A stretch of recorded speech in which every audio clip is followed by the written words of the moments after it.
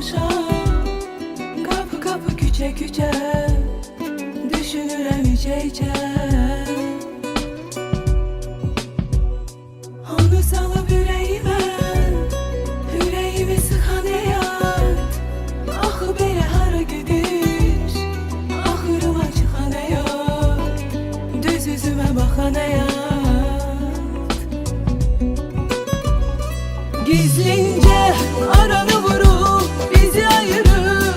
Məni bir yana çəkib atıb o birini bir tərəfə. Ya belə olub ya da nə bilim, mənə bəlkə də düşməyib hansı ki sevən ərəfə. Götürün içək bunu şərəfə. Belədir həyat, aranı vurub bizi ayırır.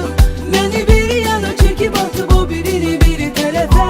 Ya belə olub ya da nə bilim, mənə bəlkə də düşməyib hansı ki sevən ərəfə. Götürün içək bunu şərəfə.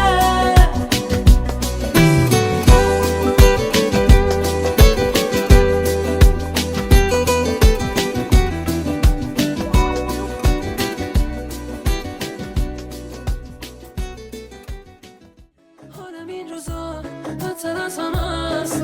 آخه هر کی رسید دل ساده من رو شکست. قول بده که تو از پیشم نری، واسه من دیگه عاشقی جاده یک طرف است. میمیرم بری آخرین دفعه.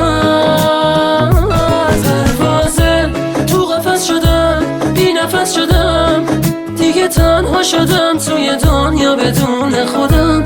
راستشو بگو این یه بازیه، نکنه همه حرفای تو مثل حرف همه صحنه سازیه. این یه بازیه.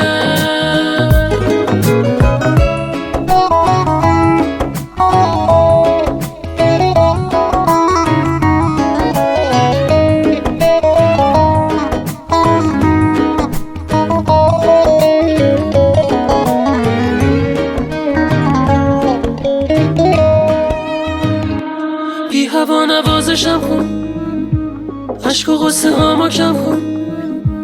با نگاه بیقرارت باز دوباره عاشقم کن. عشق و غصه هامو کم کن. قلب من بهونه داره، حرف عاشقونه داره.